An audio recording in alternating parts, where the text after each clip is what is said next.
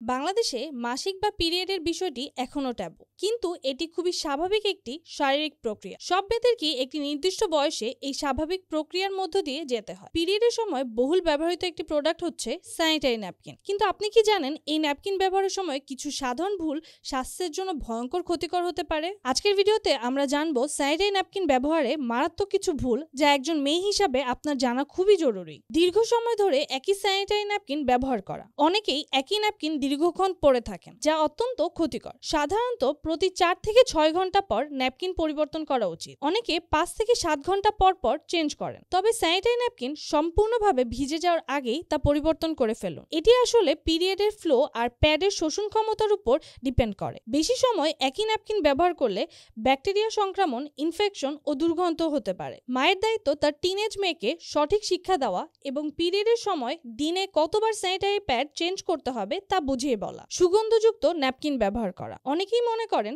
সুগন্ধিযুক্ত napkin ব্যবহার করলে bad smell কম হবে, কিন্তু আসলে এসব কেমিক্যালযুক্ত পারফিউম এই এরিয়ার ত্বকের জন্য ক্ষতিকর হতে পারে। ফ্রেগ্রেন্স থেকে অনেকেরই অ্যালার্জিক রিঅ্যাকশন হয়, তাই সুগন্ধিহীন কটন বেস ন্যাপকিন ব্যবহার করাই ভালো। হাত না ধুয়ে স্যানিটারি ন্যাপকিন বদলানো। পরিষ্কার পরিচ্ছন্নতা সুস্থ থাকার প্রথম শর্ত। ন্যাপকিন পরিবর্তনের আগেও পরে হাত ভালোভাবে ধুয়ে নেওয়া জরুরি। অপরিষ্কার হাতে ন্যাপকিন বদলালে ব্যাকটেরিয়া সংক্রমণ হতে পারে, যা ইউটিআই বা অন্য সংক্রমণের কারণ হতে পারে। সঠিকভাবে ন্যাপকিন ডিসপোজ না করা। অনেকেই ব্যবহৃত ন্যাপকিন সঠিকভাবে ডিসপোজ করেন না, যা সংক্রমণের কারণ হতে পারে। প্যাড ব্যবহারের পরে কাগজ বা প্যাকেট দিয়ে ভালোভাবে মুড়িয়ে নির্দিষ্ট ডাস্টবিনে ফেলুন।